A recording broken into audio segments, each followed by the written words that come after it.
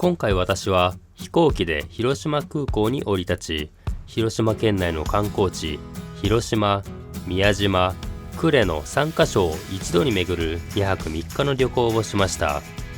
広島では平和について考え、宮島では日本三景に癒され、呉では自衛隊艦船の迫力に度肝を抜かれる、そんな内容盛りだくさんの行程です。この動画でぜひ皆さんも一緒に広島の旅をお楽しみいただけますと幸いです。改めましておはようございます。本日は広島県広島市に来ています。広島駅の北口でバスを降りたんですけど、南口まで移動してきました。まずはちょっと荷物があって、これでは観光を集中できないのでホテルに荷物を預けに行きます。いや、それにしても私広島って、何回か来たことはあるんですけどね、広島をじっくり観光しようというのは今回が初めてですので、非常にワクワクしています。あとは今回は広島市もそうですが、それと一緒に近隣の観光名所である宮島の厳島神社とか呉とか、いろいろ2泊3日でまるっと広島観光していこうと思いますので、よろしくお願いいたします。早速駅前に立派な橋がかかっていて、その下を大きな川が流れていますが、こちらは広島市を流れる太田川の支流の一つです。広島市街っていうのは太田川の支流がいくつも流れている、川の町なんですね。こちら駅前大橋のところには平和記念公園や広島城あっちですよっていう案内の看板はあるんですけど、歩くとなると地味に遠くてですね、実際に私も今からホテル歩いて向かうんですが、15分から20分ぐらいかかります。ですので広島電鉄とか、バスとかタクシーをご利用される方が多いのかなという印象ですね。今回の旅行でお世話になるのはホテルインターゲート広島さんです。今夜からここに2泊して、ここを拠点に観光していこうと思います。というわけで、快く荷物を預かっていただき、身軽になったところで広島観光スタートです。まず最初に発見したのは広島合同庁舎。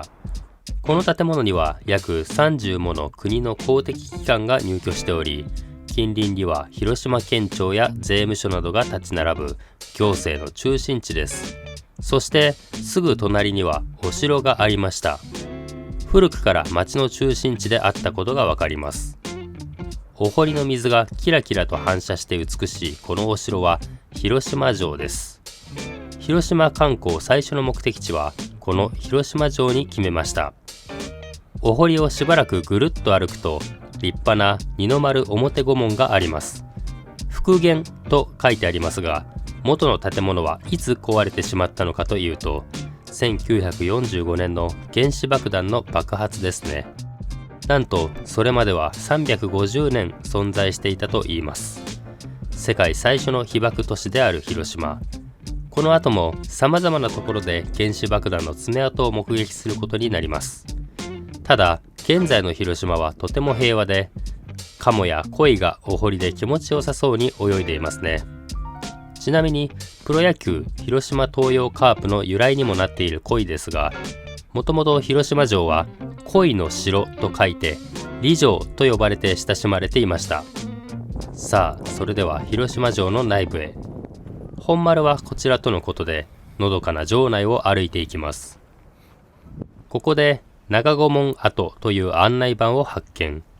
なんと原爆の投下により赤くひび割れた部分があるといいます。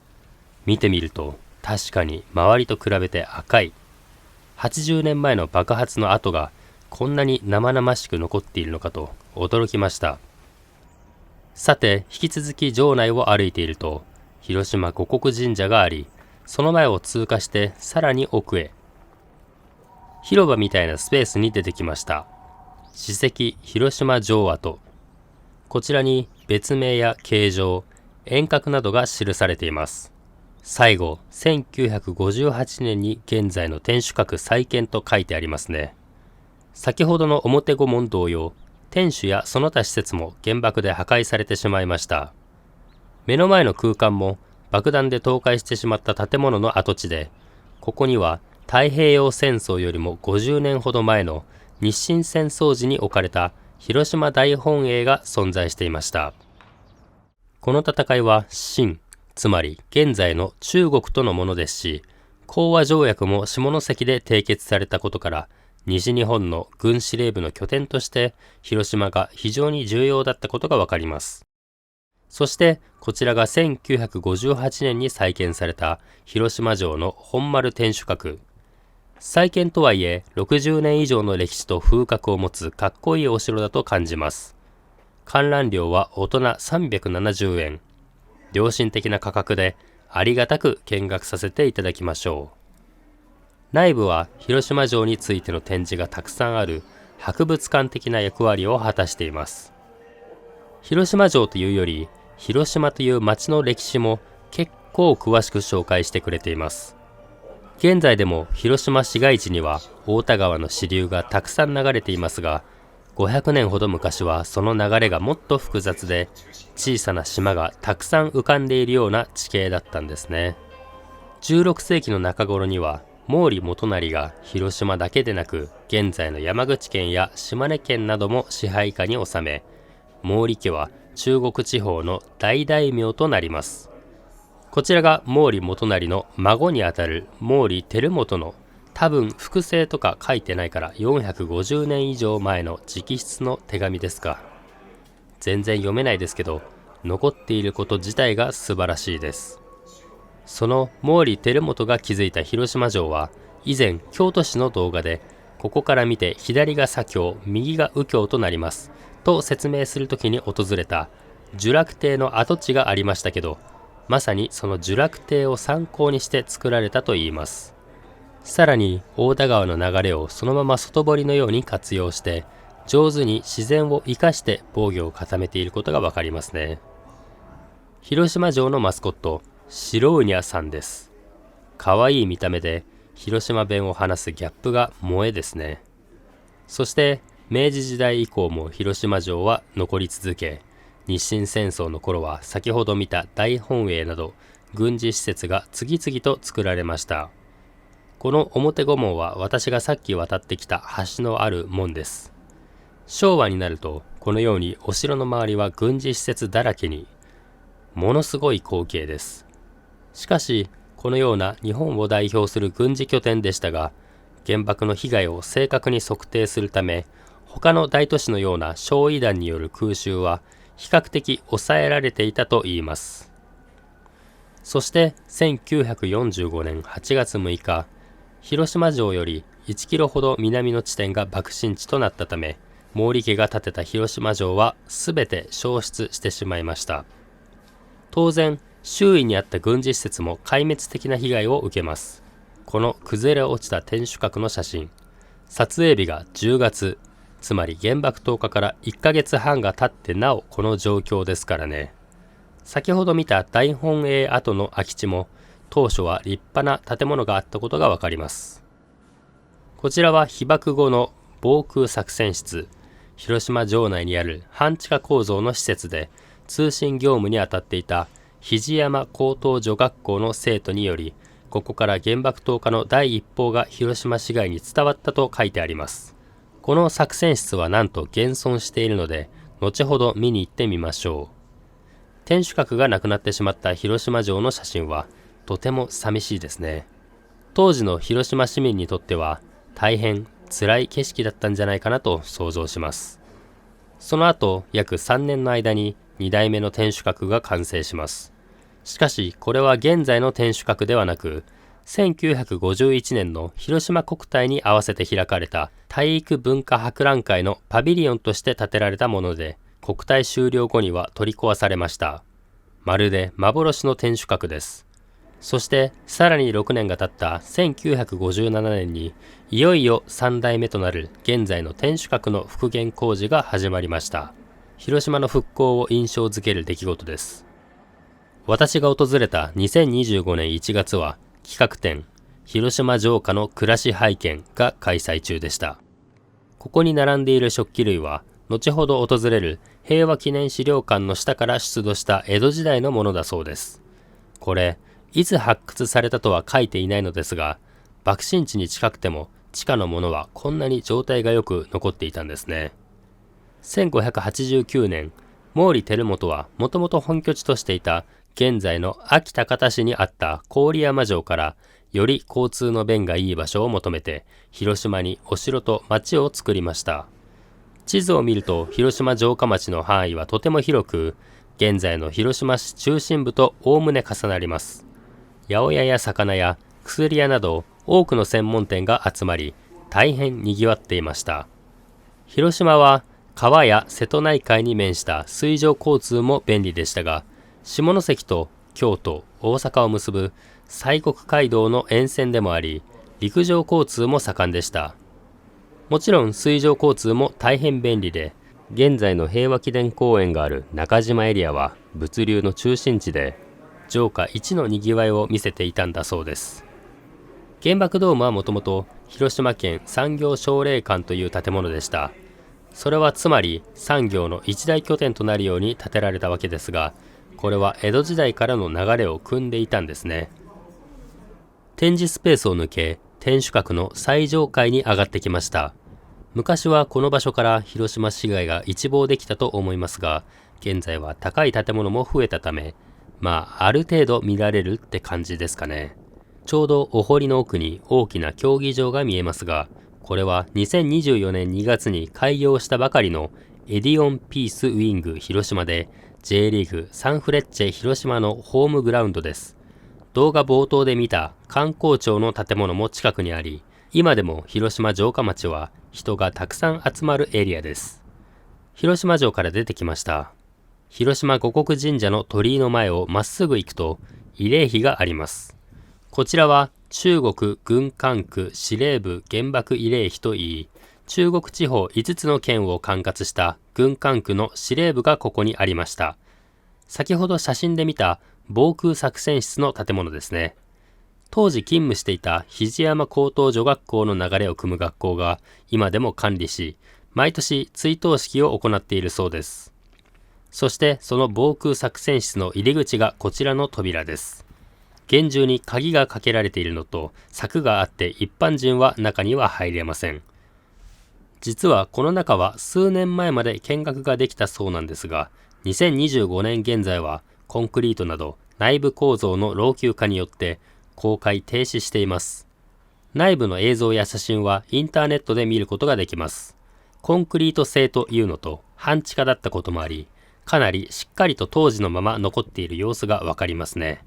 入り口は現在閉鎖されていますが、建物の横を少し歩いていくと中に通じている穴を発見しました。当時は空気の入れ替えとか窓の役割を果たしていたのでしょうか。カメラの設定を変更して少しだけ中を覗いてみました。コンクリートの壁と蛍光灯が見えます。中には入れませんが、外からでもその雰囲気が伝わってきますね。当時は10代の女子生徒がこのような軍の中枢で働いていたのですから、とんでもない時代だなと感じます。皆様も広島城を訪れる際は、この防空作戦室にも立ち寄ってみてはいかがでしょうか。これで広島城の見学は終了です。広島の江戸時代以前から戦時中、そして戦後の大まかな歴史について学ぶことができました。市のちゃんとした博物館に行こうと思うと、結構心して時間を割かないといけない気がしますが、お城の観光と一緒にこれくらいの分量で歴史を知れると観光でも訪れやすくて、個人的にはいい展示だったなと思います。現在地は広島城から数十メートルほど南下したところ、ここから歩いて15分ほどで平和記念公園に行けるので歩きます。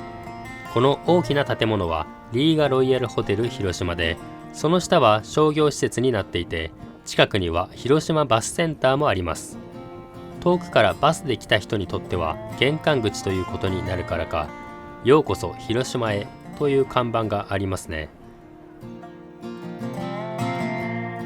さあ、そしてやってきました原爆ドームです。先ほども話が出ましたが、元は産業奨励館と呼ばれる建物でした。私はここに来るのは3度目です。大学生の頃初めて来た時は工事をしていて、ドームが覆われていたので見られませんでした。この辺りは猿楽町通りというのですね。藩政時代からの城下町として大小の商家が軒を並べて賑わっていたとあります。原子爆弾は島病院の上空約600メートルで炸裂したとありますが、原爆ドームのすぐ近くに広島原子爆弾爆心地説明の碑が立っていて、ちょうどそこが爆心地の真下、つまり島病院があった場所だそうです。これが原爆投下から1ヶ月半ほど経過した原爆ドーム周辺の写真です。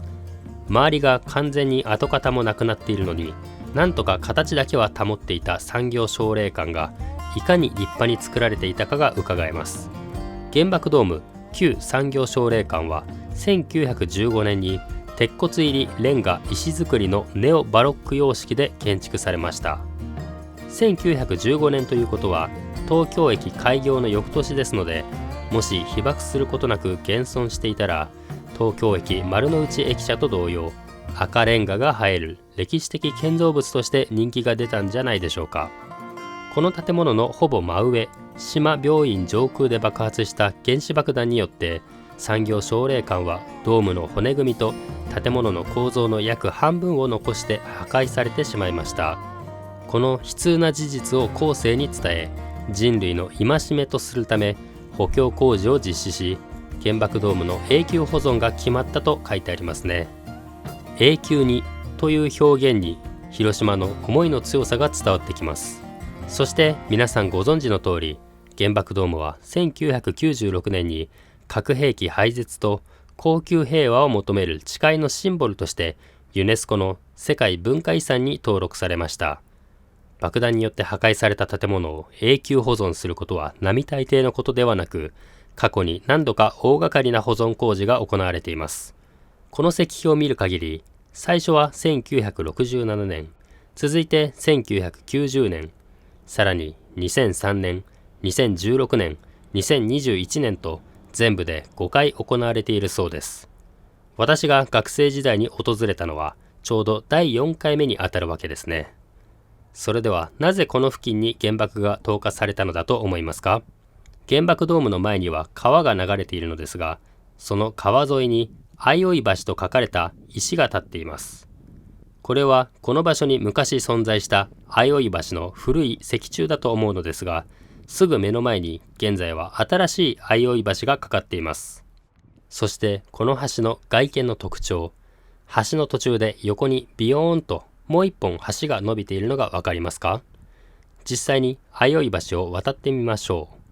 一見普通の橋ですよね。それが途中で橋桁左に分かれていきます。中間地点までやってきました。ここで三叉路のような構造をしています。少なくとも私はこういう形の橋は相生橋以外見たことがないですね。原爆ドームの前を流れる川と相生橋の T 字の縦棒部分で分かれるように奥にも川が流れています。ここに相生橋の説明書きがあります。昭和7年、1932年に仮設された全国でも珍しい T 字型をした橋です。昭和20年8月の原子爆弾投下の目標となったとも言われています。爆弾というのは高度9600メートルから落とすわけですから、落ちている間に風によって少し落下地点がずれ、それで結果的に200メートルほど離れた島病院の真上で炸裂したということになります。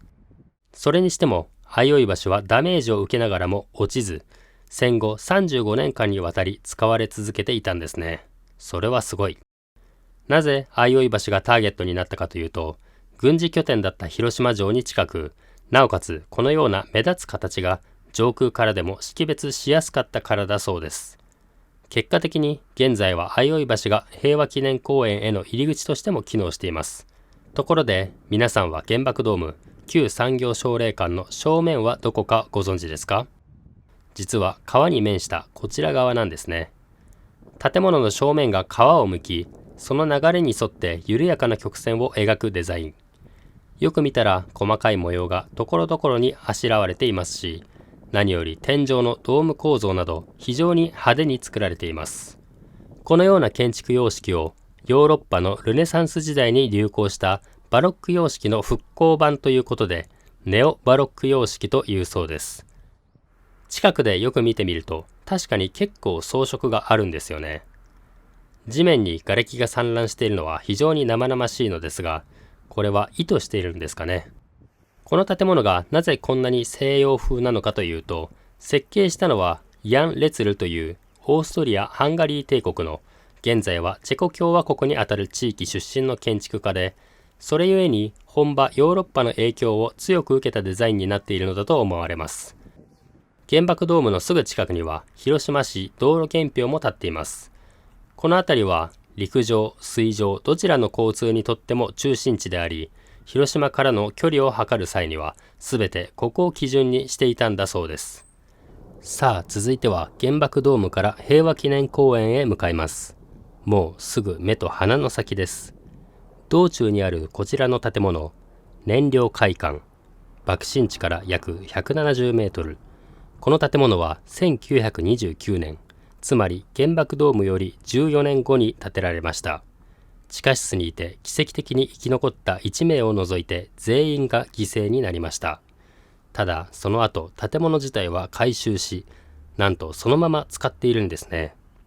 爆心地から最も近い戦前から現役で使われている建物とのことで、非常に貴重な建物ですが、平和記念公園レストハウスとして現在では誰でも利用することができます。そしていよいよ平和記念資料館が見えてきました。逆光で申し訳ございません。建物の正面にはテレビでよく見る、おそらく記念式典を行ったりするような広場と慰霊碑があります。この日はよく晴れていて、国旗が青空を背に生えていました。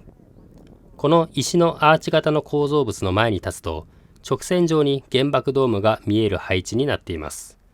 2024年に日本原水爆被害者団体協議会がノーベル平和賞を受賞したことを祝う横断幕が貼ってある建物が資料館の東館で、後に増築された部分です。そしてこちらの横長の建物が本館で、何度か改修されていますが、1955年に丹下健三によって設計されました。余談ですが、平和記念公園そのものも丹下健三の設計で、先ほどの原爆ドームと慰霊碑、そして平和記念資料館を結ぶ直線も彼の考案でした。当時は取り壊しの議論もされた旧産業奨励館を原爆ドームとしてスポットを当てた功労者の一人でもあります。それでは早速平和資料館へ入ります。ここからは静止画でお届けします。また本動画では内容をギュッとまとめてお届けしますが、実際はかなりの膨大な量の展示と独特の雰囲気がありますので、ぜひ実際に足を運んでみることをお勧めします。入館料は大人200円。チケットを買ってエスカレーターを登ると、まずは被爆前の広島の街並みがパノラマ写真の要領で展示されています。破壊される前の産業奨励館や相生橋の上を走る広電の路面電車など、まさにさっき自分が歩いていた広島の街並みがそのまま映し出されているようでした。映画で見るような昭和の街が確かにそこにあり、これが一瞬で消し飛んでしまったのかと思うと胸が痛くなります。入り口すぐの被爆前の写真を通り過ぎると、1945年8月6日、失われた人々の暮らしと書かれた真の入り口があります。廃墟と化した広島のパノラマ写真は、被爆前の写真を先に見ることでより悲惨さが伝わるようになっているのではないかと思います。この展示は実物は映像になっているのですが、原子爆弾の爆発で街がなぎ倒されるような様子を再現しています。本館の展示について、原爆被害の悲惨さを伝えるため、本館では凄惨な状況を示す写真や絵を多数展示していますのでご留意くださいとあります。本動画では衝撃的だったりあまりにも生々しい写真のご紹介は控えさせていただきますが、個人的な意見としてはやっぱりきちんと事実を知るためにも見ておくべきだなと思います。私自身は子供の頃、原爆といってもいまいち事の重大さが分かっていなかったのですが、小学校6年生の時に授業で裸足のゲンのアニメ版を見て、とんでもないことが起こったんだなと理解しました。しばらくは夜に思い出して寝つきが悪くなったと記憶しています。さて、これは多分入ってすぐの写真だと思います。8月6日午前11時頃ですので、爆発からおよそ3時間後、先ほどの肘山高等女学校の生徒さんらの報告を受け、市外から救援や報道関係者が入ってきた頃合いでしょう。御幸橋には大やけどを負って逃れてきた負傷者が群がっていた。カメラを構えたがシャッターが切れない。20分ほどためらい、やっとの思いで1枚目のシャッターを切った。と、このようにカメラマンがシャッターを切るのを20分もためらうほどの凄惨な現場であったことが伝わってきます。しかも爆心地から2キロ以上も離れた場所ですからね。なお、館内は最低限の明かりがついているのみで、この表現が正しいか分かりませんが、重苦しい雰囲気作りを意図的にしているようです。変に明るくするのもどうかと思いますので、個人的には素晴らしい展示の仕方だと感じました。こちらの人影の石は教科書などでご存知の方も多いと思います。あ、実物はここにあったのかと驚きました。もともとは住友銀行広島支店の入り口階段だった部分です。ここに腰掛けていた方は原爆の炸裂で亡くなり、強烈な熱線で階段は白く変色しましたが、人が座っていた部分だけが熱線の直撃を免れたため、元の色がそのまま残っている箇所が逆に黒っぽい影のようになっているということですね。原爆の炸裂後、しばらく経ってから放射能を含んだ有害な黒い雨が降ったことは有名です。ただその範囲が凄まじく、広島市の北東部と東部を除いたほぼ全域に降ったとされます。これはかなりの広範囲で、例えば矢印が指す佐伯郡の北西部あたりは爆心地から40キロ以上離れています。爆発により県庁などの建物も倒壊してしまったため、広島東警察署が臨時県庁として機能していました。被爆から3日後には各地から届いた救援物資が臨時県庁に運び込まれています。館内には他にも被爆直後の街や人の写真、被害者の遺品や家族に宛てた手紙などの実物が多数展示されていました。メインの展示を抜けて横長の建物の長い通路に差し掛かった頃、大きな窓から平和記念公園を望むことができました。先ほどまで明るさを極端に抑えられた空間にいたので、澄み渡るような青空と木々やマンションなどがパーッと目に飛び込んできて、今はなんて平和な時代なのだろうかと感動さえ覚えました。その長い通路にもいくらかの展示があり、今私がいる平和記念公園のある中島地区の被爆前後を比較した写真がありました。今は公園ですが、被爆前は民家がぎっしりと密集した住宅地だったのですね。おそらくほとんど全てが木造だったと思われるので、この写真を見る限りでは一軒も残らず破壊されてしまいました。通路を抜けると第2部のような形で、広島の原爆被害というよりも、より視野を広げた核兵器の歴史や危険性を伝えるコーナーになっています。まず注目したいのが、当時のアメリカのトップシークレットの書類。原爆投下をどこにするのかという会議の要約です。ここにはなぜ広島に原爆が落とされたのか、その理由が記されています。可能性のある目標のうち、次の3つの条件を備えたものについて調査を行った。1、直径3マイル約 4.8 キロ以上の大規模市街地を有する重要な目標であること。2、爆風によって効果的な損害を与えうること。3、この8月までに攻撃を受ける可能性が低いこと。これらの条件に加え、軍や工業の重要拠点であったこと、丘陵地が隣接しており爆風の被害を増幅させられること、複数の川が存在するため焼夷弾の目標としては適当でないことなどの条件が重なってしまったために、広島は最初の投下目標に選ばれてしまいました。なお、この書類には京都とありますが、京都は途中で標的から外され、小倉、新潟、長崎が候補となり、最終的には広島の3日後に長崎に第2の原爆が投下されました。最後には広島の歩みとして、被爆後の広島がどのように復興していったのか、その道のりが展示してあります。荒廃してしまった広島には占領軍の進駐があり、報道を規制していたため、原爆の被害の実態はしばらくは日本国民に広く知られることはなかったといいます。生き残った広島市民は青空教室で勉強したり、闇市で物資や食料を買い求めるなど、辛い中でも懸命に暮らしていたようです。1949年には市民の心の拠り所となるため、広島カープが誕生し、プロ野球のセントラルリーグに加盟します。他の球団と違い、親会社がなく、自治体や地元企業、さらには市民の募金などで共同出資する形で運営されました。中心となったのは中国新聞社や広島電鉄、広島銀行などの地元の大企業ですが、徐々に東洋工業社長の松田恒治が球団運営に深く関わり、現在でもカープのオーナーは松田家の松田一が務めています。東洋工業は自動車メーカーマツダの旧社名で、カープの正式名称広島東洋カープも東洋工業から取られました。最後には戦後80年近く経った現在でも新しい資料が届いており、それらを並べた企画展があったり、関連グッズや書籍を揃えた売店があります。平和記念資料館、約2時間じっくりと展示を見学させていただき、外に出てきました。こちらは本館の裏手にある祈りの泉です。展示すべてをじっくり見ようと思ったら平均3時間はかかるようで、実際に私も隅々まで全て見たかというとそうではありません。だいたい 80% くらいですかね。ただ一度来たからもういいやではなく、今後も定期的に訪れて忘れないようにしたいなと感じました。私の体感では来館者の半分ほどは外国人でした。ただ人種を問わず皆さん真面目に展示をご覧になっていたので、じっくり集中することができましたね。今までなかなか訪れる機会がありませんでしたが、日本人としてようやく来られてよかったです。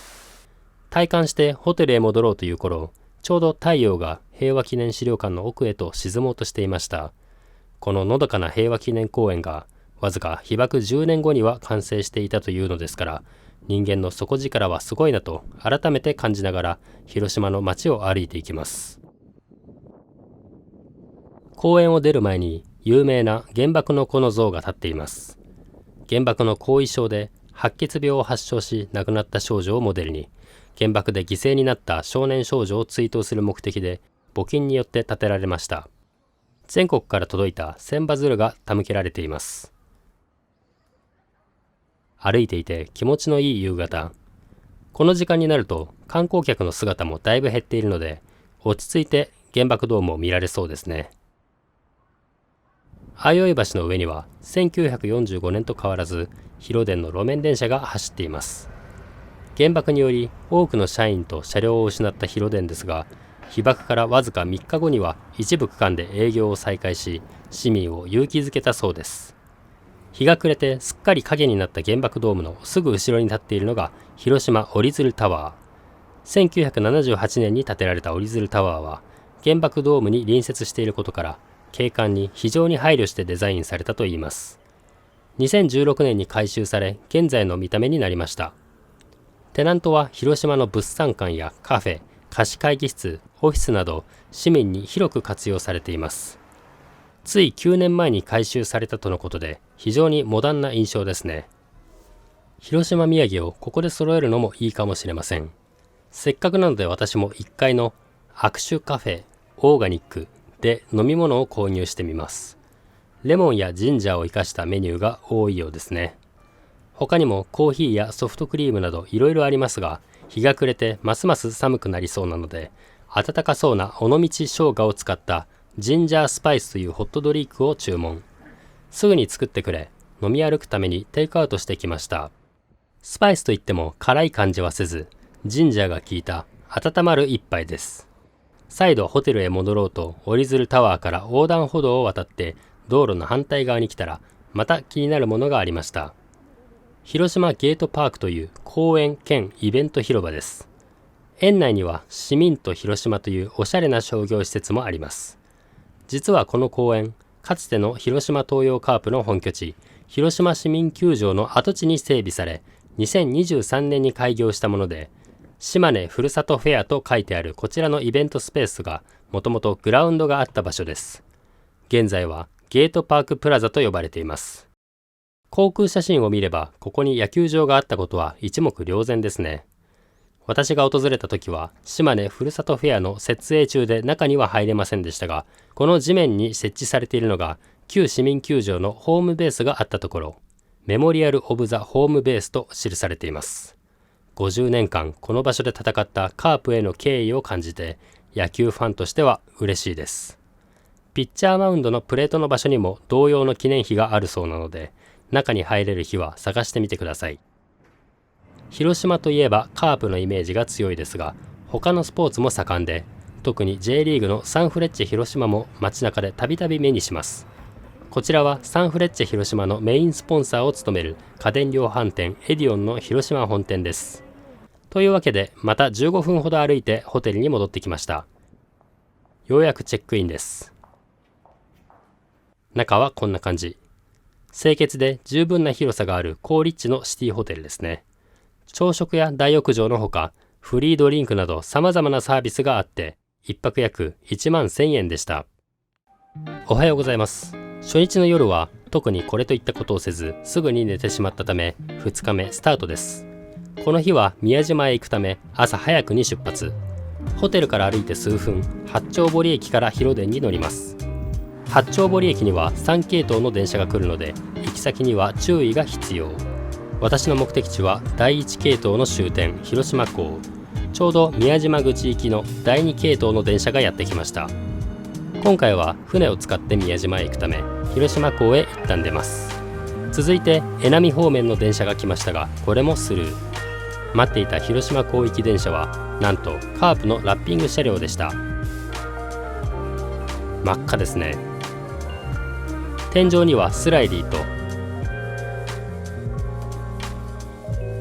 カープ坊やが描かれているほか、広島東洋カープの野間隆之です。次は高野橋。車内アナウンスもカープの選手が読み上げるなど徹底したカープ仕様。しかも各駅ごとに結構いろいろな選手が登場したのですが、個人的には2024年シーズンで現役引退した野村祐介投手を最後に聞けたのが嬉しかったですね。途中日赤病院前駅の近くに立つ広島赤十字原爆病院という病院名が、ここが被爆から立ち直った町だという事実を告げています。今渡っている橋が平和記念資料館で見たカメラマンがシャッターを切ることをためらったというみゆき橋です。当初は満員だった車内も中心地を過ぎ港に近づくにつれ空いてきました。カープファンなら一度は乗ってみたい車両じゃないでしょうか。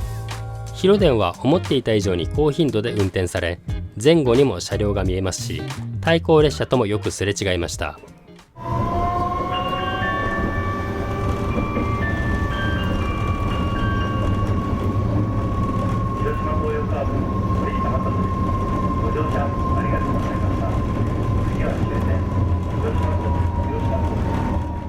八丁堀から30分ほどで終点の広島港です。すごい。回送車も含めて広島港駅から立て続けに電車が出てきました。宇品港湾ビル、松山行きフェリー乗り場の看板がいかにも港らしくていいですね。広島港駅に到着です。素晴らしい路面電車の旅でした。一堂に会する車両を見ると、様々な年代やラッピングの車両があって、毎日乗っても飽きなさそうです。さあ、ここからどのように宮島へ向かうのかというと、駅前にあるこちらのビル、広島港宇品旅客ターミナルといって、ここから宮島行きの高速船が発着しているのです。早速入ってみましょう。片道の乗船券は2200円です。正直、電車で宮島口へ行き、そこから宮島フェリーを使って渡った方が安いのですが、まあここはロマンということで、行きは船を使ってみようと決めていました。私はオンラインで事前に予約していましたが、宮島行きの高速船のほか、各方面へのフェリー乗船券などは当日でも窓口や券売機で購入することができます。この旅客ターミナルからどこへ行けるのかというと、広島市の南方にある江田島や似島、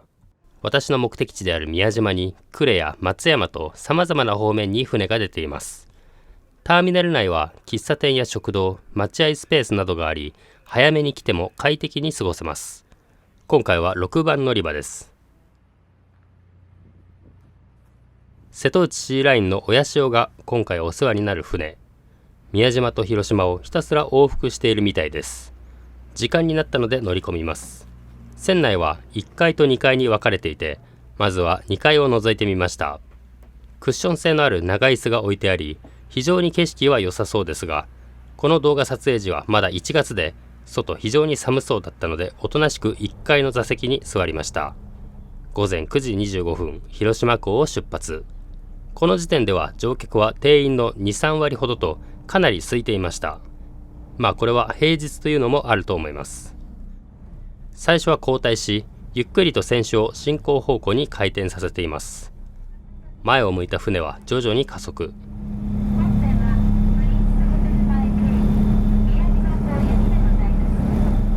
あっという間に広島港を出て行きました。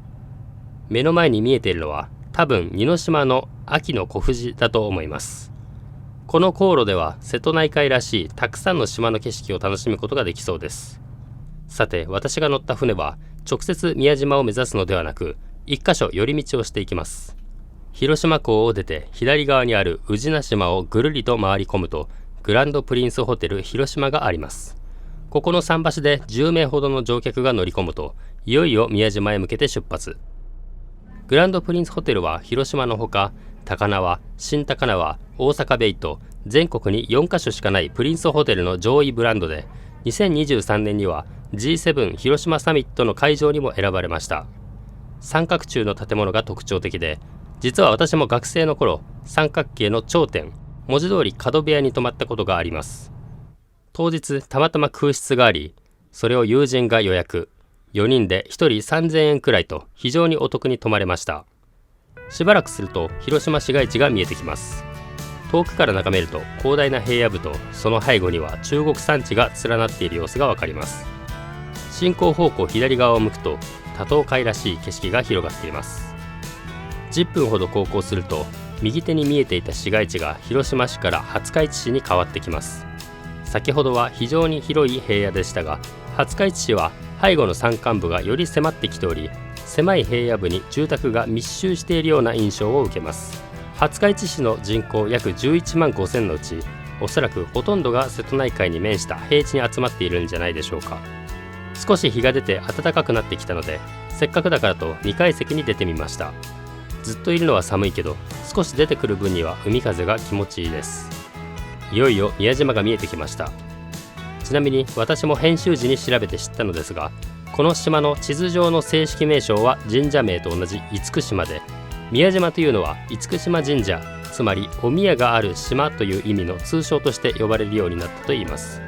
どちらで呼んでも問題はないと思いますが、島自体を指すときは宮島、神社を指すときは厳島神社というのが一般的でしょうか。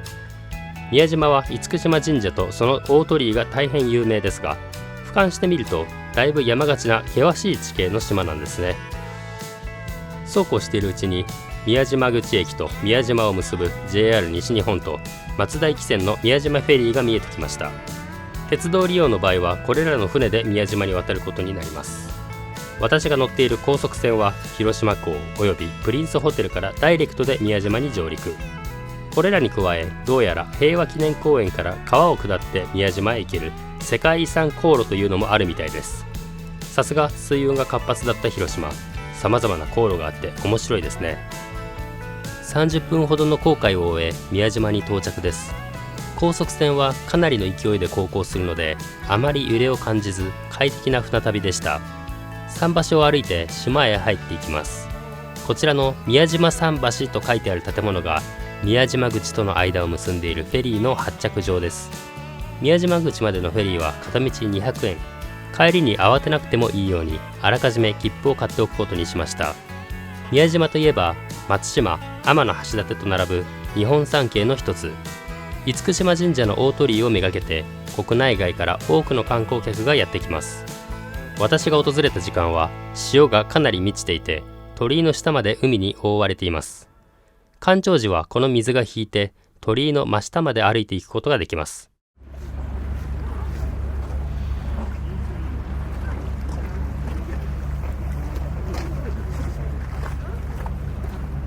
多くの人を引きつける厳島神社とはどのような神社なのでしょうか。遠隔、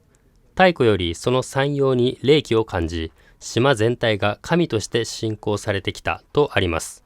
先ほど船の上から見た荒々しい山の姿が昔の人にとっては信仰の対象だったのですね。1168年には平清盛が神殿造りの様式を取り入れ造営されたものが現在の社殿の礎となっていると伝わっています。建物自体は火災や台風などで何度か被災するも、その都度修復され、1996年には原爆ドームと同時に世界文化遺産に登録されました。早速世界遺産厳島神社の中を見学してみます。海の上で非常に維持管理が大変そうですが、参拝料はなんと300円。それでは一体なぜわざわざ海の上に厳島神社は建てられたのでしょうか。宮島は神の島と考えられていたことから、土を削ったり木を切ったりしてはならない、つまり島を汚さないために海上に築かれたとする説があります。こちら今は潮が満ちているのでなんてことはないただの海の一部という感じがしますが、干潮時は美しい池が姿を現すようです。満潮時と干潮時で違う見どころがあるというのが面白いです。この辺は現在改修工事中。少し前までは大鳥居も改修をしていました。原爆ドームもそうですが、絶え間ない努力によって我々は歴史的建造物を楽しませてもらっていることに感謝したいです。ちょうど大鳥居を正面に望むスポットがありました。私も写真を撮ろうと思ったのですが、かなり並んでいたため諦めました。こちらは厳島神社の御本社。お供え物のお酒でしょうか。奥にたくさん置いてあるのが見えます。そのすぐ横にも海の水が入り込んでいました。そしてお守りや御朱印などが売っているコーナーで、私は普段やらないのですが、厳島神社は特別おみくじを引いてみました。というのも広島カープの応援団がカープの得点時や試合に勝った時に、宮島さんの神主がおみくじ引いて申すには、今日もカープは勝ち勝ち勝ち勝ちという歌を歌うんですが、それにあやかって宮島さんでおみくじを引いてみたいと昔から思っていました。なおこの曲はカープ以前に広島商業高校野球部の応援歌として使われていたようです。ということで早速引いてみました。結果は吉ですね。まあ宮島さんでおみくじを引くことが重要なのであって、結果は特に気にしませんが、縁談が良しとなっているのには少々期待したいと思います。ここで一つ興味深い情報を皆様にお伝えします。この通路の天井に木の板の継ぎ目の縦の線が入っているじゃないですか。この線、今カメラを向けている方向の目線だとくっきり見えますよね。ただ逆方向を向くと線がこのように見えなくなりました。どうやら昔は画面奥の出口と書いてある方面が船着き場で、厳島神社にやってくる偉い人なんかが向こう側からやってくるので、入り口から通路を見た場合に木の継ぎ目の線が隠れるようにするための工夫だといいます。よく見るとちっちゃい段になっているため左右で見え方が違うんですね。確かにこちら向きで見ると板の継ぎ目のない美しい天井に見えます。実はこの話、私が一人でブラブラここを歩いているとき、団体客に案内をしている神主さんの話が聞こえてきて、とても面白いなと思ったので、私から話しかけたら詳しく教えてもらいました。今映っているこの橋のあたりがもともとは入り口でした。最小限の労力で最大限きれいに見えるようにとの昔の方の知恵だそうです。さあこれで厳島神社を出てきました。以前の私もそうですが、ここで引き返して宮島を後にする方も多いのではないでしょうか。せっかくなのでもう少し宮島をブラブラしてみようと思いました。辺りはほとんど一般の方の住宅でしょうか。宮島では1300人ほどが暮らしているといいます。5分ほど歩くと自然豊かになってきました。目の前の建物は大聖院という寺院で、その横からはハイキングコースに通じる道が伸びています。さすがに今回ハイキングコースへは行きませんでしたが、これより徒歩3分、天皇陛下がご展望された素晴らしい眺めの絶景の茶室という文字に惹かれ、もみじ谷道へ進んでみました。素晴らしい眺めの絶景の茶室、平松茶屋を Google マップで調べてみたら、星3と評価はあまり高くありません。しかし私は現在の口コミ絶対主義には少し辟易としているので、実際に自分で確かめてみることにしました。そしてこれが実際にお店からの景色です。これは確かに素晴らしい。大鳥居とその背後には廿日市の街並みや中国山地が一望できます。しかもそんなに混んでいないからのんびりと景色を堪能することができました。お店の雰囲気もよく、まさに山小屋で休憩できます。穴子飯やカレー、コーヒー、ビールなど種類もたくさん。そして昭和天皇御展望記念の板も立っていました。隣の皇太子殿下御展望記念は現在の上皇陛下のことだと思います。私はもみじまんじゅう付きの抹茶セットを注文しました。これで750円なので正直安いとは思いませんが、まあこの景色込みだと考えたら妥当なお値段じゃないでしょうか。雲が分厚く日が差していないので、温かい抹茶が冷えた体に染み渡りました。まんじゅうも美味しかったですね。ちょうど宮島桟橋にやってくる宮島フェリーを発見しました。こうしてみると廿日市市街地とは距離が近く、昔の人でも参拝に訪れられそうな距離だなと感じました。平松茶屋から降りてきました。私は全然気がつきませんでしたが、上から五重塔も一緒に眺められるそうです。ちなみに平松茶屋の評価が低いのはコメントなどを見るに、ほとんどが接客の態度によるものでした。少なくとも私にとってはとてもいいお店でした。帰りに宮島の住宅地を歩いていると、こんなところにまで野生の鹿がいるんですね。奈良公園の鹿は鹿せんべいを与えられるのに対して、宮島の鹿は原則餌付けを禁止されています。そういえば宮島に来て抹茶ともみじまんじゅうしか口にしていなかったので、美味しそうな焼き牡蠣の匂いにつられて足を止めます。広島といえば牡蠣。さっきも船の中から牡蠣の養殖いかだらしきものが見えました。実に美味しそうです。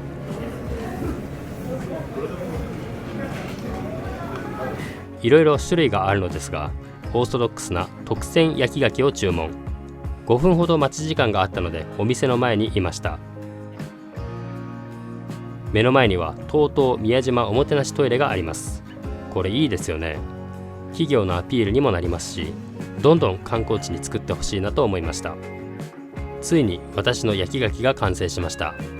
確か左がポン酢で右が醤油だったと思います。熱々のうちに食べましょう。おー、プルプル、クリーミーな味わいで散々歩いた疲れも吹き飛びました。あっという間に完食。ごちそうさまでした。最後に表参道商店街を歩いてお土産のもみじまんじゅうを買って帰ることにしました。私はこちらの山田屋さんで買いました。もみじまんじゅうのお店はいくつかありますので、ぜひお好みのお店を見つけちゃってください。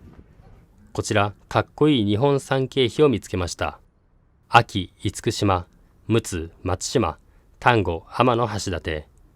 松島だけは展望スポットからの景色を眺めたことがないので、ぜひまた近いうちに行ってみたいと思います。野生の鹿がいました。外国から来た観光客が背中をさすっています。今度はまた別の鹿です。奈良の鹿に比べておとなしい気がしますね。人が近寄っても微動だにしません。じーっと見ていると可愛く思えてきます。おや、どこかへ行ってしまいました。先ほど切符を買っておいたので、すぐにフェリーに乗って宮島口へ行きます。帰りはゆっくり電車で広島へ戻ろうと思います。 JR 西日本が運行する宮島フェリーの宮島丸に乗ります。先ほどの高速船よりも大きな船で非常に静かに航行するので、出発したことにさえ気がつきませんでした。10分ほどで宮島口のターミナルに到着。この距離なら船が苦手な方でも気楽に来れそうですね。ターミナルはおそらく私が前回来た10年ほど前よりも綺麗になっています。さすが世界遺産、日本三景の玄関口。さてここから広島市街地へは JR の宮島口駅からも戻れるのですが、 JR 広島駅よりも広電の方が次の目的地に近いので、今回は広電宮島口駅から広電宮島線に乗っていこうと思います。単純なスピードだと JR 山陽本線の方が速いと思いますが、広電だと原爆ドームや八丁堀に直接行けるので JR より便利な場合もあります。広電は全国の交通系 IC カードが使えるので便利です。広電って市街地の路面電車のイメージばかりあったのですが、中心部から離れると普通の電車と同じように専用軌道を走るのですね。しかもかなりのスピードが出ています。この辺りになると車内は混んでいてあまり動画を撮れませんでした。50分くらいの乗車時間で神谷町西駅で降りました。私はこの後少しジムに寄ったりして一度ホテルに戻ってきました。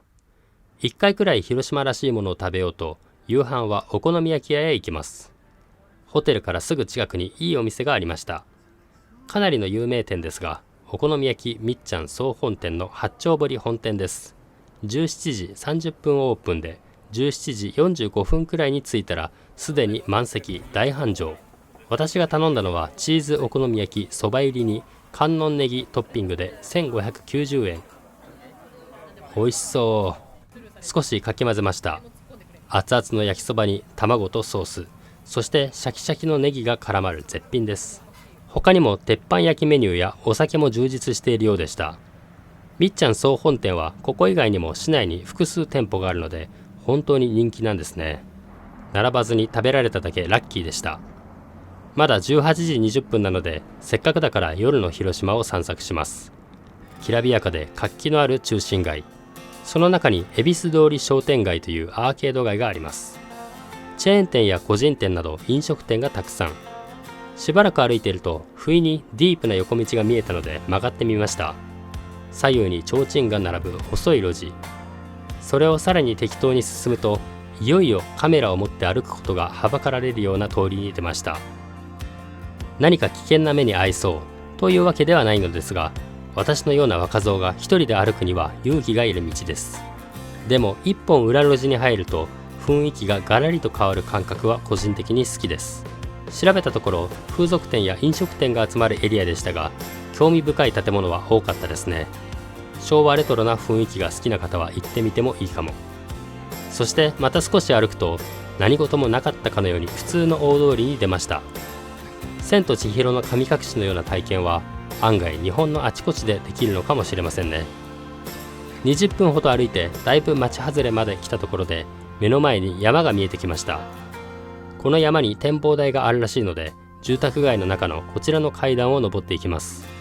あまりこの時間といってもまだ午後7時頃ですが、夜に来ることは想定されていないのか、街灯もなく真っ暗です。正直怖かったです。あまりに暗すぎて危険なので、スマホのライトで足元を照らしていました。ちなみにこの山は肘山といい、広島城の防空作戦室で働いていた肘山高等女学校の肘山です。5分ほど暗い坂道を歩くと展望台が見えてきました。一応公衆トイレはあるみたい。そしてなんと先客が1名いらっしゃいました。肘山展望台からの景色がこちらです。おそらく方角的に中心街の神谷町付近が見えているのだと思いますが、土地勘がないのでいまいち何が映っているのか分かりません。でもよく晴れた日の明るい時間でしたら、平和記念公園とか瀬戸内海も見えると思います。雑な紹介ですみません。でも昨日平和記念資料館を見た後だと、マンションがたくさん建って多くの人々が平和に暮らしている今の広島の美しい夜景が見られただけで大満足です。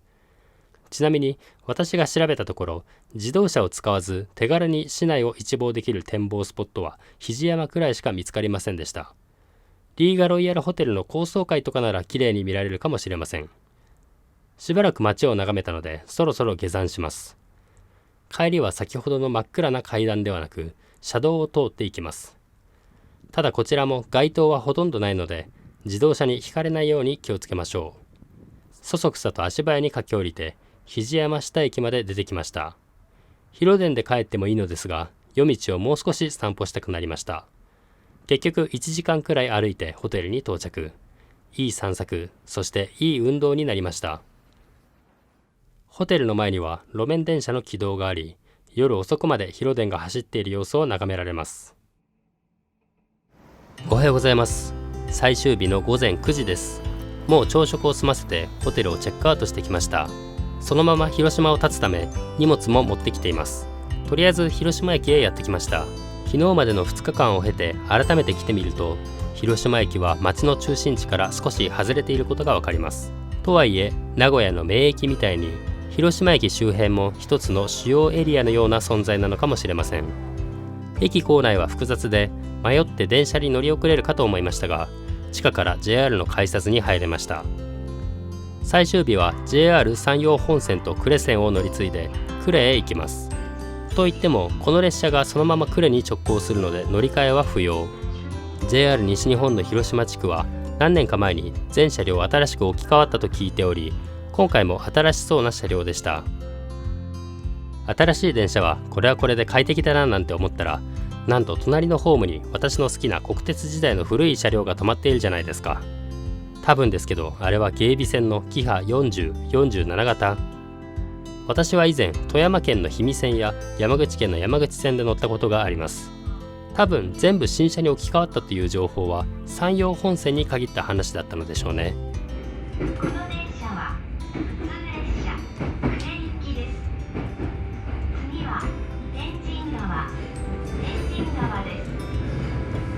広島駅を東に向かって出発する際にぜひ見ておきたい景色。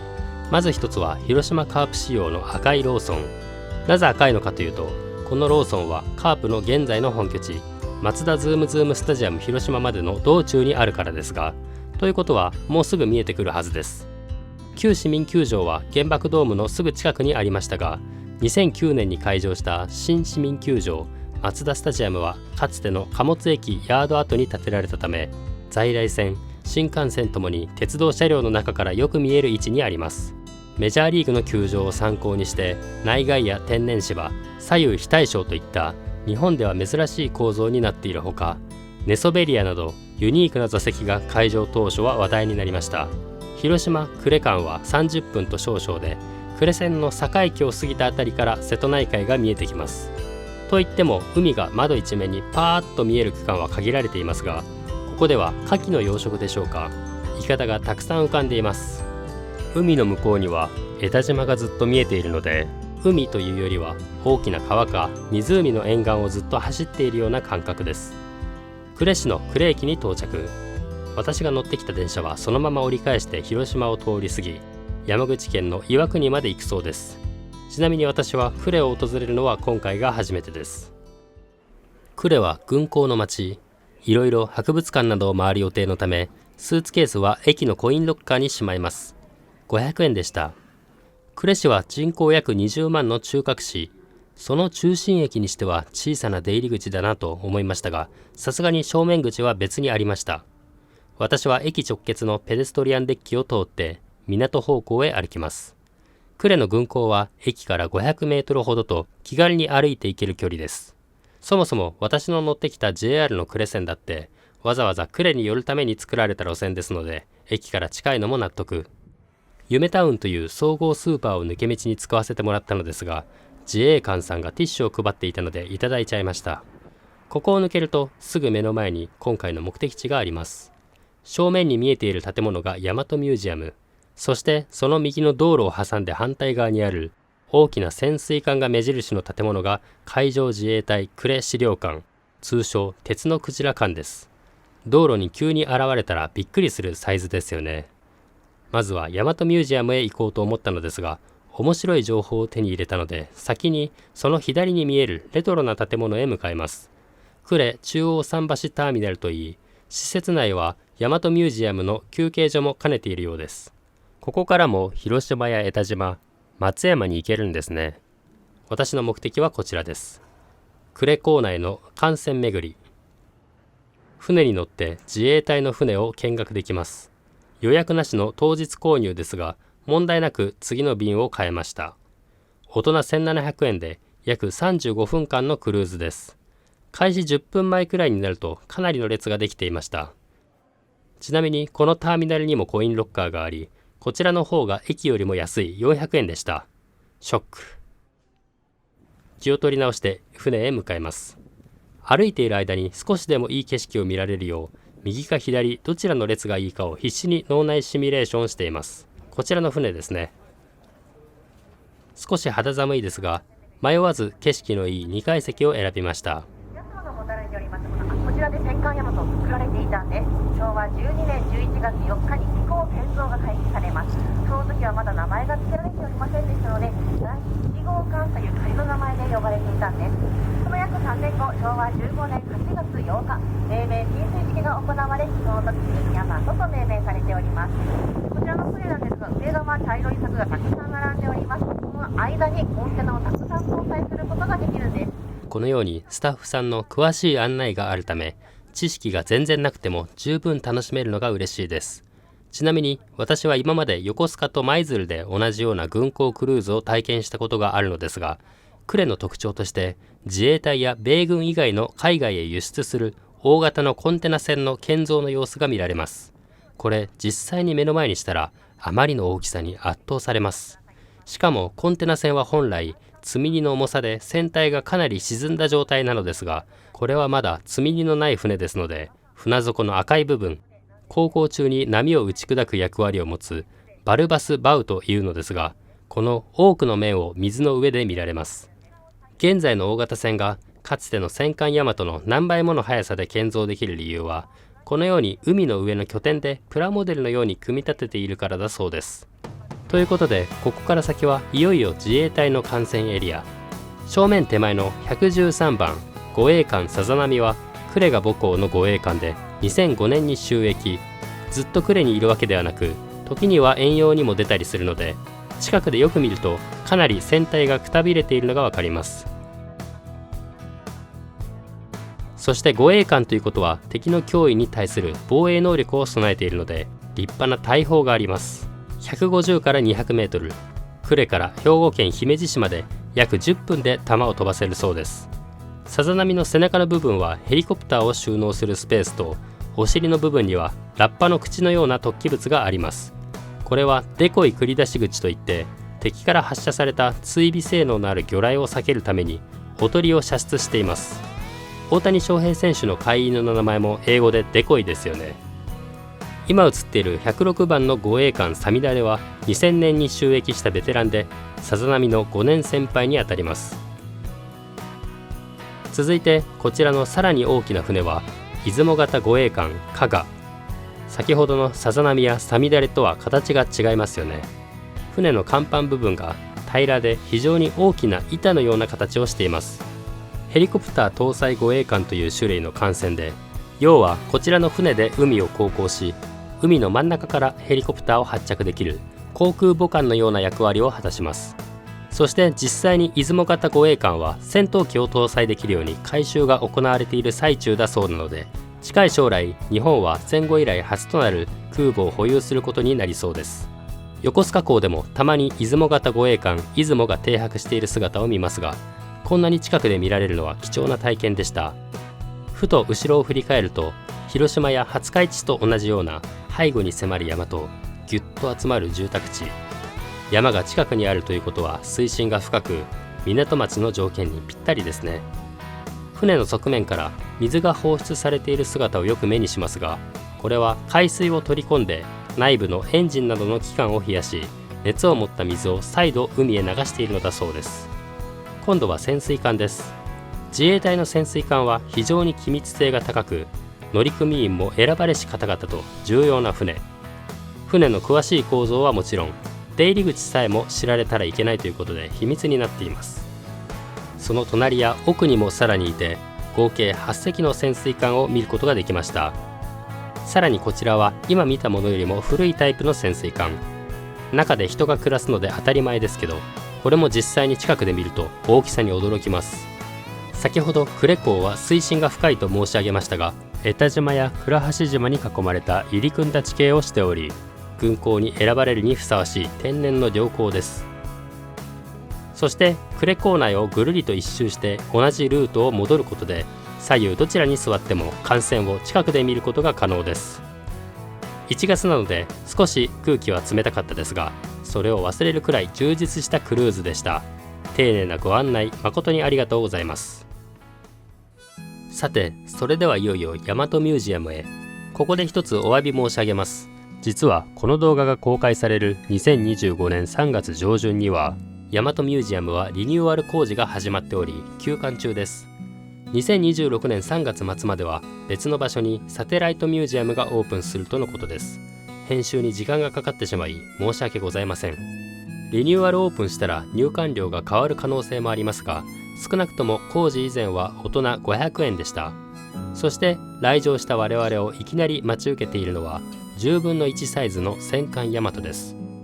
改めて戦艦大和についてご紹介すると、1937年から3年ほどの月日で建造された大和型戦艦で、同型の武蔵と合わせて2隻の建造に当時の国家予算の約 9% が割かれたといいます。史上最大の46センチ主砲を搭載するなど、文字通り規格外の巨大戦艦で、なおかつ秘密裏に建造計画が進められたため、造船所は塀などで外部からは見えないよう物理的に遮断され、帝国海軍の中でも徹底的に情報管理されていました。日本の切り札となる存在と思われていた大和ですが、就役からわずか3年半後の1945年4月7日、沖縄に上陸したアメリカ軍を迎え撃つ海上特攻隊として鹿児島県坊野岬沖を航行中に迎撃され沈没。乗員の約 92% にあたる3056名もの方が大和と運命を共にしました。世界最強の大和がわずか2時間で海に沈む。すでに時代は強力な手法を携えた戦艦から戦闘機を海上で飛ばすことのできる空母へと変わっていったのです。しかし史上最強の戦艦大和が確かに呉の希望だった時期があり、今でも誇りであるようです。ところで沈没した大和は現在でも海の底に沈んでおり、たびたび海底探査が行われているようです。例えば船尾のスクリューは2016年の調査で発見され、写真が展示してあります。九州南西沖水深約350メートル。確かに横にも縦にも広大な海の中のどこにあるかもわからない船の部品を見つけることは並大抵のことではないですね。残念ながら期待された活躍はできませんでしたが、こうしてリアルな模型を見ても非常にかっこいいです。さて館内に進むと、まずは呉の歴史コーナーがあります。ちなみに後ほど行く大きな潜水艦が飾ってある鉄のクジラ館は海上自衛隊が運営している施設で、大和ミュージアムは呉市の運営です。呉が軍港になったのは明治19年1886年のこと。ここには貴重な当時の港周辺の地図があります。この頃実際には現在にも引き継がれていますが、日本防衛のために4つの海軍区に分けられ、それぞれに鎮守府が置かれました。横須賀、呉、佐世保、舞鶴で、つまり呉鎮守府は西日本の南側を担当するような重要拠点になり、これにより全国から建設のための技術者や労働者が集まり、人口が増えていきました。おととい、広島も交通の便がよく発展していたと広島城の展示で学びましたが、なぜ呉が鎮守府に選ばれたのだと思いますか？その理由は先ほどの艦船巡りクルーズで見た呉の地形が敵の侵入を防ぐことと造船所の設置にちょうど良かったからです。広島港は確かに便利ですが、広島湾は呉と比べるとだいぶ開けていますもんね。そうして呉鎮守府が置かれ、海軍の町として発展していきます。日露戦争では連合艦隊司令長官として日本海海戦を勝利に導いた東郷平八郎、その作戦参謀を務めた秋山実之らも呉ゆかりの人物です。第一次世界大戦の頃の呉は職工黄金時代と書いてあり、工業が非常に発展。この頃マツダの創業者松田十次郎も呉工商で技術者として勤務していたといいます。非常に景気の良かった第一次世界大戦期とは対照的に、第二次世界大戦終盤になると日本軍が敗戦を重ねるにつれて、呉の造船所は艦艇の補修や建造に追われていました。戦術の通り、この頃には大和のような巨大戦艦ではなく航空母艦が戦略の中心になっていたので、呉では客船を空母に改造。豪華客船新田丸は空母中陽へと変貌を遂げました。この頃の呉を描いた作品として有名なのがこの世界の片隅に。私はアニメ映画版を見たことがあります。能年玲奈の声が良かったですね。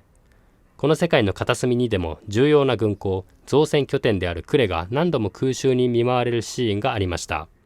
昭和20年1945年3月19日の初空襲では、破壊された艦船や施設の煙で呉の空が覆われたと書いてあります。まさに集中砲火といった写真です。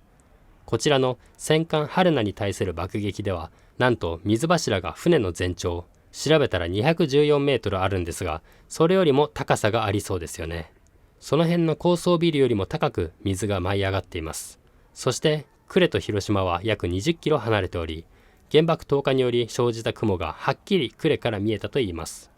この描写もこの世界の片隅にでありました。戦後の呉では旧海軍施設を平和産業に活用する方針が取られ、1948年に開港。軍港から平和産業港湾都市へとある通り、先ほど見たような巨大コンテナ船など世界中の人々の暮らしを支える船を作っています。戦艦大和自体は残念な結果に終わってしまいましたが、それらの建造で培った技術はまさに呉の宝ですね。呉市の歴史コーナーの奥には本物の戦闘機、冷戦や魚雷などの展示、子ども向けの学習コーナー、体験コーナーなど家族連れでも楽しめる施設になっているようです。大和ミュージアム、以前から来てみたかったので閉館前に来られて満足です。続いて間髪入れずに鉄のクジラ館を見学します。なんと正面の潜水艦は実際に内部を見学できるんですね。しかもこちらの施設は入館無料、海上自衛隊太っ腹です。潜水艦の下を通って入館するのもワクワクしますね。入るとすぐに簡単な海上自衛隊の歴史コーナーがあり、次に総会のコーナーが設けられています。表現が失礼でしたら申し訳ございませんが、結構ニッチなジャンルというか、もちろん機雷総会は大変重要なお仕事なんですけど、かなりの情報量でしっかり展示説明してくれているので、とても勉強になりました。戦争中に海に撒かれた水中版の地雷である機雷を撤去することを総会と言います。第二次世界大戦中は日本近海の至る所に大量の機雷が設置されていました。機雷処分も最後は人間の手で。最も危険な任務に従事する水中処分員と書いてあり、作業員が海に潜り直接爆発させる処分の方法もあるみたいです。非常に危険な作業であることは容易に想像がつきます。ただでさえ重い装備をつけて海に潜ること自体が恐ろしいのに、水中で爆弾を解除するなんて考えられません。本当に頭が上がりません。極めて簡単に言うと、帝国海軍の後継である海上自衛隊の呉地方隊は設立70周年、旧帝国海軍呉鎮守府の伝統を受け継ぎ、呉警備区を担当しています。なお、青森県の大湊警備区を除く横須賀、佐世保、舞鶴も海軍時代の鎮守府を受け継いでいるようです。続いては潜水艦のコーナー。これは潜水艦の断面図で、乗組員が作業したり日常生活を送るスペースを見ることができます。乗組員の生活環境を再現したコーナー。艦内ではジャガイモが主食なのでしょうか。アメリカの映画「オデッセイ」でも火星に駐留する宇宙飛行士がジャガイモを持ち運んでいる描写がありました。こちらがベッドです。狭い空間になんと3段ベッド。艦内の暮らしの過酷さがうかがえます。潜水艦の乗組員サブマリナーは世界的にも名誉な職らしく、大変かつ長期の実習を修了しないとなることはできません。潜水艦からの脱出は水圧との戦い。どんなに情熱と覚悟を持っていても、身体的な適性がなければサブマリナーになるのは難しいということでしょうか。そして鉄のクジラ艦の最大の見どころ、2004年に除籍されるまで18年間、海上自衛隊で活躍した本物の潜水艦秋潮の内部に潜入です。潜水艦の内部は撮影禁止。中では自衛隊の OB と思われる年配の男性がお客さんにいろいろと案内していました。内部は複雑に設置してある配管がむき出しで男心をくすぐられます。艦船巡りに大和ミュージアム、鉄のクジラ艦と見学続きで少し疲れましたが、充実した時間を過ごせました。呉の町にはごく自然に自衛隊の施設があるんですね。本当はもう少し辺りで見たい場所があったのですが、あいにく帰りのバスの時間が近づいているので呉駅へ戻ります。ロッカーでスーツケースも回収し、バスの時間まであと30分。ホテルの朝食から何も食べていないので呉でお昼ご飯にします。ちょうど駅のすぐ近くにいい雰囲気の渋い喫茶店がありました。海軍カレーも提供している昔からの喫茶店レスト。今時見る機会の減ったダイヤル式電話や自衛隊の帽子がたくさん置いてあります。本は普通の漫画や週刊誌だけでなく、呉や戦艦大和にちなんだ作品を揃える徹底ぶり。60年以上地元の方々に愛されているお店とのことで、店内の雰囲気も古き良き昭和という感じ。海軍カレーも気になりますが、この写真を見てオムライスを注文することにしました。こちらがレストの名物、大和オムライス。お店のホームページに海軍時代のレシピをそのまま提供と書いてあるので、昔から受け継がれている味なのでしょうか。セットで熱々のコーヒーもいただきました。卵はふわふわで、中のチキンライスもとても懐かしい、子供の頃を思い出す素朴な味でした。また呉を訪れた際は、ぜひ立ち寄りたいお店です。呉駅からは広島空港行きの高速バスが出ているので、私はそれに乗って空港へ向かいます。運賃は大人1500円。所要時間は約1時間なので、広島駅から広島空港へ行くのとほとんど変わりません。さあ、呉駅を出発。正面から見ると立派で大きな駅舎です。この後、呉市内いくつかの停留所に停まりますが、最終的に乗車率は約3割くらいでした。阿賀インターチェンジから東広島呉自動車道に乗ると、周囲の地形は一気に山がちに、広島空港は三原市の山間部に所在します。道中沿線のお家の屋根瓦が石州瓦のように赤かったので、おやと思い調べてみました。するとやはりこれらの瓦は島根県石見地方原産の石州瓦で、東広島呉自動車道が走る東広島市内は冬の積雪の重みに耐えるため石州瓦のお家が多いみたいです。今見えている赤い謎の構造物はパイロットにとって滑走路の目印となる進入灯橋梁で、山間部の空港ならではの設備です。このように窓の外を眺めてダラダラしていたら、あっという間に広島空港に着きました。広島空港は確かに広島や呉市街地から離れていますが、バスに乗りさえすれば1時間で連れて行ってくれるので、個人的には不便には感じませんでした。ということで JAL の飛行機に乗って羽田へ帰ります。ちょうど飛行機の離陸と同時に影が飛び立つように見える現象を目撃しました。ピントが合わずボケているのが悔やまれます。離陸して少しすると辺り一面山だらけ。おそらくこれが険しい中国山地でしょう。その合間を縫うように高速道路が作られている様子がわかります。広島羽田便はどちらかというと太平洋側を飛行すると思っていたので、初めはまさかと思いましたが、日本海が見えました。近畿地方上空に差し掛かった頃、日本海側を注視していたらありました。前日訪れた秋の宮島と並ぶ日本三景の一つ、丹後の天橋立。まさか日本三景を2日連続で見られるとは思っていなかったのでラッキーです。さらに天橋立のすぐ東側には呉港と並ぶ日本海側の重要拠点鎮守府が置かれた舞鶴港もしっかり見渡せます。呉同様舞鶴湾も入り組んだ複雑な地形をしています。滋賀県上空では琵琶湖がまさに地図通りの姿で一望できました。こちらは木曽三川が伊勢湾に注ぐ名古屋周辺の広大な濃尾平野。よく晴れた日の国内便の窓側座席は空中遊覧の特等席です。そして日本の景色といえば何といっても富士山。この日の静岡県上空は完全に雲に覆われていますが、富士山の山頂付近だけはひょこっと頭を出してくれました。この頭だけ富士もこれはこれで見応えがありますね。さらに飛行機の後方の夕焼け空と合わせるとなかなかいい景色じゃないですか。日が沈み影になった頭富士も綺麗でした。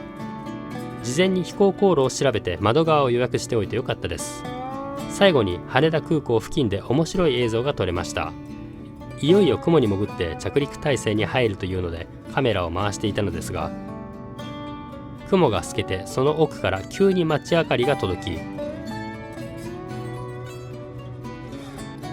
また雲の透明度が下がり隠れてしまいました。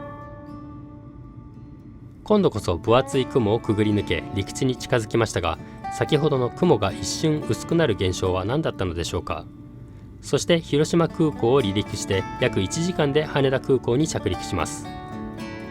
今回は広島県2泊3日の旅ということで、広島、宮島、呉の有名観光地を一通り回ってみました。